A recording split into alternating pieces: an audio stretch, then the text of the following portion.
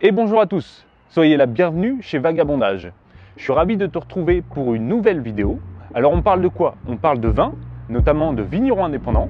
Et aujourd'hui, on part dans la Sarthe. Allez, c'est parti!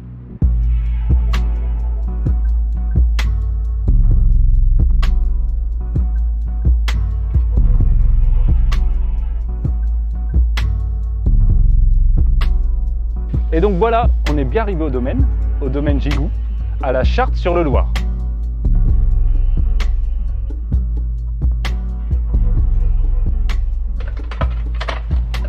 Donc là c'est c'est le caveau. Oui, Donc là on est sur le Clos Saint-Jacques. c'est ça. C'est ça, le Saint-Jacques, les plus vieilles vignes du domaine sur les blancs. D'accord, ok. Donc on est sur le Loir, donc un petit affluent de la Loire, voilà, à 50 km en dessous Le Mans et 50 km au-dessus de Tours. Voilà. D'accord, Grosso ok. modo. Donc la vallée du Loir en fait, donc là depuis bien longtemps, ou sur les appellations de Janière et Côte du Loir.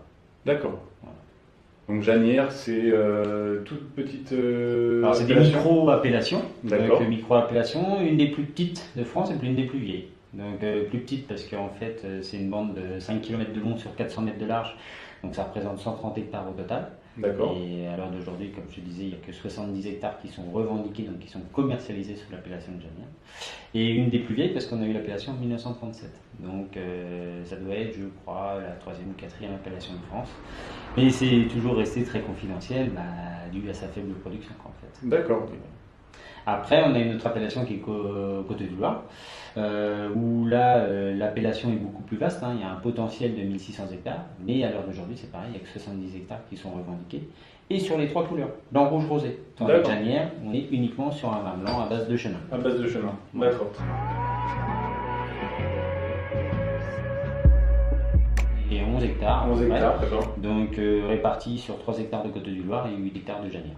D'accord. Voilà. Donc en cépagement, majoritairement de chenin blanc.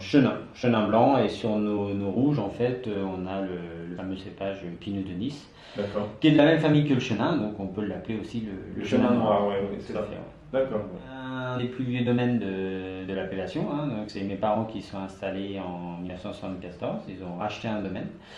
Donc le 1er avril d'ailleurs, du coup ils sont partis avec 4 hectares et demi grosso modo, et la cave de vinif. Et petit à petit en fait ils ont monté à une dizaine d'hectares. Moi je suis revenu dans les années fin 90. Voilà, on est remonté à 13 hectares. Ma soeur est revenue dans les années 2011-2012. Mon père est devenu retraité et bon, il est redevenu salarié de l'entreprise entre guillemets. Donc voilà, ça reste toujours un petit domaine familial. Voilà. Aujourd'hui on a 11 hectares, quelques projets, mais voilà. D'accord.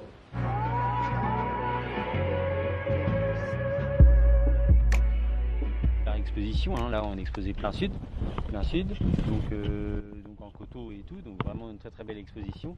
Et ce qui fait la force à Janière, c'est son terroir en fait. Donc comme tu vois en fait, nous on a voilà, c'est ça, c'est ce silex qu'on a là. Donc en fait ce silex, il y a une couche de silex de 15 cm comme ça grosso modo, et après en dessous on a des argiles calcaires, et vraiment en profondeur on est sur la roche-mère, donc le tuffeau. Donc voilà. Et ce silex, en fait, l'intérêt de ce silex, c'est que lui, il capte la chaleur, donc tu peux les toucher, ils sont super chauds. Et en fait, du coup, ça garde la chaleur même la nuit. Donc ça restitue la chaleur sur le raisin en même temps la nuit. Ouais, c'est tout chaud, on pourrait cuire un œuf dessus. Pas à ce moment-là, mais bon, c'est vrai que du coup, en fait, ça garde la chaleur. Et en fait, quand tu les... En fait, on rappelle toujours le côté pierre à fusil dans nos vins et tout. Ouais, en fait, c'est ça, quand tu casses les silex comme ça, tu as une certaine fumée qui sort, ce côté pierre à fusil, et c'est ce qu'on retrouve On a en fait beaucoup de dans minéralité en fin de bouche, ouais, Voilà, sur le jus de terre. sur le jus de terre notamment. Ouais. Et sur Saint-Jacques, pareil, mais avec un peu plus de finesse et d'élégance. Parce Ouais. que les vieilles vignes, moins de rendement, donc voilà. Ah ouais.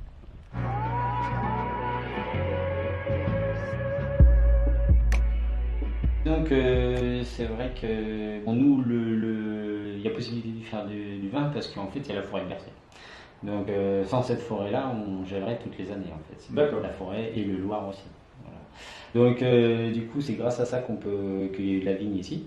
Après, la particularité de Janière, qui fait notre force aussi, c'est notre terroir. Donc, comme on l'expliquait dans la vigne, en fait, on a cette fameuse couche de silex de 15 cm, grosso modo, avec des argiles calcaires, et donc en sous-sol, le tuffeau.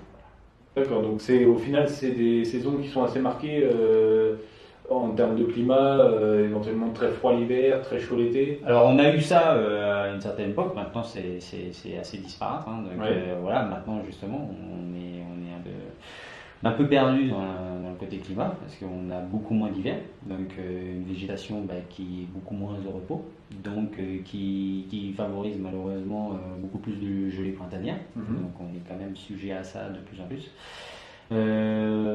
Après on a eu là ces dernières années quand même des années assez caniculaires, donc un manque d'eau. Bon, après, ça peut se compenser par une façon culturelle, hein, donc à savoir de travailler les sols. Et puis, par contre, on a des arrière-saisons qui sont de plus en plus chaudes. Donc, on peut justement avoir des degrés qui montent beaucoup plus vite. Donc, la base de Janière était plutôt un vin sec, et c'est vrai qu'on a tendance à avoir des vins avec aussi un peu de résiduel de plus en plus.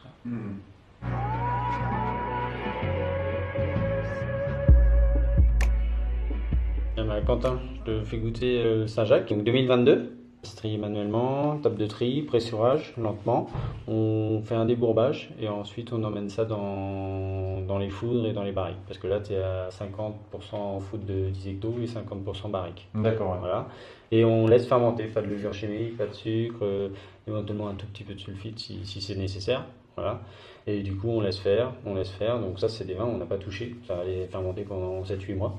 Et donc en fait, il s'éclaircit un peu par lui-même, quoi. Donc premier soutirage et puis après pour enlever de ces grosses lits, après on fait un petit élevage sur barrique. C'est assez intense, c'est confit, hein. Confit, de confit, ouais.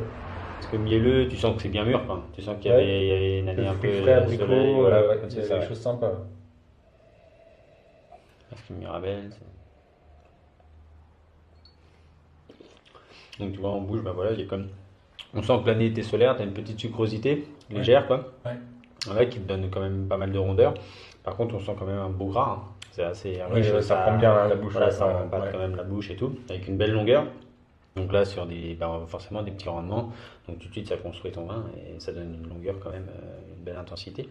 Et par contre, ce qui est intéressant aussi sur ce millésime-là, c'est que tu as quand même un peu de peps derrière. On sent que tu as une belle vivacité, encore une belle acidité. Ouais, il y a un petit final agrume.